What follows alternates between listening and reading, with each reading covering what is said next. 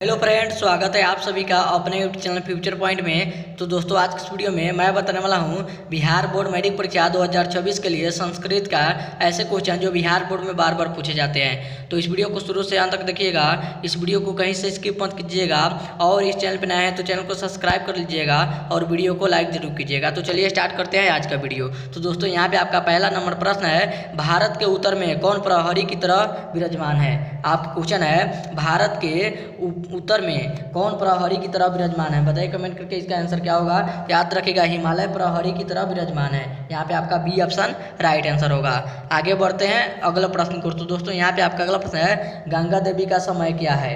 आपका क्वेश्चन है, गंगा देवी का समय क्या है। याद रखिएगा, 14वीं सदी है। क्या है तो 14वीं सदी है। यहाँ पे आपका ई ऑप्शन राइट आंसर होगा। आगे बढ़ते हैं अगला प्रश्न को। तो दोस्तों, यहाँ पे आपका अगला प्रश्न है, पटना में कैमुदी महोत्सव कब मनाया जाता था। आपके क्वेश्चन है, पटना में कैमुदी महोत्सव कब मनाया जाता था। तो याद रखिएगा, चंद्र वंश काल में मनाया जाता था। चंद्रगुप्त वंश काल में मनाया जाता था। यहाँ पे आपका ई ऑप्शन राइट आंसर होगा। आगे बढ़ते हैं अगला प्रश्न को। तो दोस्तों, यहाँ पे आपका अगला प्रश्न है, डांडी ने सर्व शुक्ला किससे कहा। आपके क्वेश्चन है, डांडी ने सर्व शुक्ला किससे कहा। तो याद रखिएगा, विजयांका को कहा। किसको कहा तो विजयांका को कहा। यहाँ पे आपका ई ऑप्शन राइट आंसर होगा। आगे बढ़ते हैं अगला प्रश्न को। तो दोस्तों, यहाँ पे आपका अगला प्रश्न है, आलसशाला में लगी आग को देखकर कौन लोग भाग गए। आपके क्वेश्चन है, आलसशाला में आग लगी को देखकर कौन भाग गए। बताइए कमेंट करके, कौन लोग देखकर भाग गए। तो याद रखिएगा, धूर्त लोग भाग गए और आलसी लोग उसी में रह गए। यहाँ पे आपका बी ऑप्शन राइट आंसर होगा। आगे बढ़ते हैं अगला प्रश्न को। तो दोस्तों, यहाँ पे आपका अगला प्रश्न है, पाटलिपुत्र का बुद्ध काल में नाम क्या था। आपका क्वेश्चन है, पाटलिपुत्र का बुद्ध काल में नाम क्या था। बताइए कमेंट करके, नाम क्या था। तो याद रखिएगा, पाटलिग्राम था। क्या नाम था तो पाटलिग्राम था। यहाँ पे आपका सी ऑप्शन राइट आंसर होगा। आगे बढ़ते हैं अगला प्रश्न को। तो दोस्तों, यहाँ पे आपका अगला प्रश्न है, पाटलिपुत्र का इतिहास कितना वर्ष पुराना है।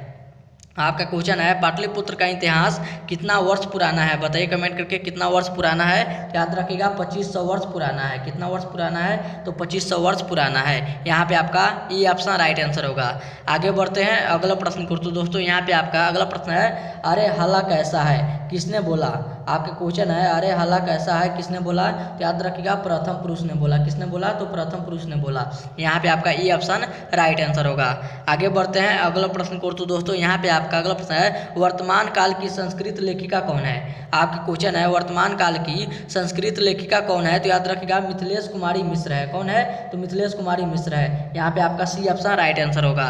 आगे बढ़ते हैं अगला प्रश्न को। तो दोस्तों, यहाँ पे आपका अगला प्रश्न है, पाटलिपुत्र में किस महापुरुष की जन्म स्थलीय है। आपके क्वेश्चन है, पाटलिपुत्र में किस महापुरुष की जन्म स्थलीय है। बताइए कमेंट करके। तो याद रखिएगा, किसका है तो गुरु नानक जी का है। यहाँ पे आपका ई ऑप्शन राइट आंसर होगा। आगे बढ़ते हैं अगला प्रश्न को। तो दोस्तों, यहाँ पे आपका अगला प्रश्न है, अलसियों का रक्षक कौन होता है। आपके क्वेश्चन है, अलसियों का रक्षक कौन होता है। तो याद रखिएगा, स्वामी दयानंद होता है। कौन होता है तो स्वामी दयानंद होता है। यहाँ पे आपका दयावान होता है। यहाँ पे आपका बी ऑप्शन राइट आंसर होगा। आगे बढ़ते हैं अगला प्रश्न को, दयावान होता है। आगे बढ़ते हैं। तो दोस्तों, यहाँ पे आपका अगला प्रश्न है, चंद्रगुप्त किस वंश का संस्थापक था। आपका क्वेश्चन है, चंद्रगुप्त किस वंश का संस्थापक था। तो याद रखिएगा, किसका था तो मौर्य वंश का था। किसका था तो मौर्य वंश का था। यहाँ पे आपका ई ऑप्शन राइट आंसर होगा। आगे बढ़ते हैं अगला प्रश्न को। तो दोस्तों, यहाँ पे आपका अगला प्रश्न है, कौन आलसियों को बाहर निकाला। आपके क्वेश्चन है, कौन आलसियों को बाहर निकाला। तो याद रखिएगा, नियोगी पुरुष ने निकाला। किसने निकाला तो नियोगी पुरुष ने निकाला। यहाँ पे आपका डी ऑप्शन राइट आंसर होगा। आगे बढ़ते हैं अगला प्रश्न को। तो दोस्तों, यहाँ पे आपका अगला प्रश्न है, बनावटी आलस्य दिखाकर कौन भोजन ग्रहण करते थे। आपका क्वेश्चन है, बनावटी आलस्य दिखाकर कौन भोजन ग्रहण करते थे। बताइए कमेंट करके। तो याद रखिएगा, धूर्त लोग भोजन ग्रहण करते थे। कौन ग्रहण करते थे तो धूर्त लोग भोजन ग्रहण करते थे। यहाँ पे आपका सी ऑप्शन राइट आंसर होगा।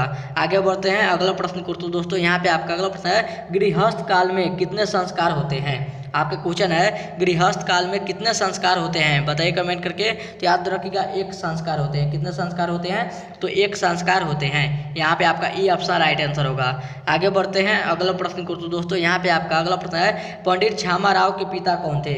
आपका क्वेश्चन है पंडित श्यामा राव के पिता कौन थे? तो याद रखिएगा पंडित शंकर पांडुरंग थे। कौन थे? तो पंडित शंकर पांडुरंग थे। यहाँ पे आपका ई ऑप्शन राइट आंसर होगा।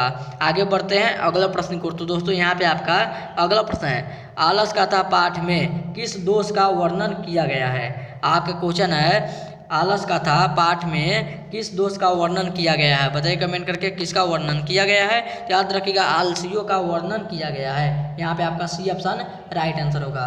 आगे बढ़ते हैं अगला प्रश्न को। तो दोस्तों यहाँ पे आपका अगला प्रश्न है शरद काल में कौन सा महोत्सव होता था? आपका क्वेश्चन है शरद काल में कौन सा महोत्सव होता था? तो याद रखिएगा कैमुदी महोत्सव होता था। कौन महोत्सव होता था? तो कैमुदी महोत्सव होता था। यहाँ पे आपका डी ऑप्शन राइट आंसर होगा। आगे बढ़ते हैं अगला प्रश्न को। तो दोस्तों यहाँ पे आपका अगला प्रश्न है गांधी सेतु पुल कहाँ अवस्थित है? आपका क्वेश्चन है गांधी सेतु पुल कहाँ अवस्थित है? तो याद रखिएगा पाटलिपुत्र में अवस्थित है। यहाँ पे आपका डी ऑप्शन राइट आंसर होगा। आगे बढ़ते हैं अगला प्रश्न को। तो दोस्तों यहाँ पे आपका अगला प्रश्न है चंद्रदित्या की रानी कौन थी? आपका क्वेश्चन है चंद्रदित्या की रानी कौन थी? तो याद रखिएगा विजय भट्टारिका थी। कौन थी? तो विजय भट्टारिका थी। यहाँ पे आपका बी ऑप्शन राइट आंसर होगा। और ये था आपका वीडियो का लास्ट क्वेश्चन। अब वीडियो यहीं पे खत्म करते हैं। उम्मीद करते हैं वीडियो आप सभी को बहुत ही अच्छा लगा होगा। तो इस वीडियो में जाते जाते इस वीडियो को जरूर एक लाइक कर दीजिएगा और चैनल पर नया है तो चैनल को सब्सक्राइब जरूर कीजिएगा। तब तक मिलते हैं अगले वीडियो में। तब तक bye bye. Thank you for watching. मिलते हैं अगले वीडियो में।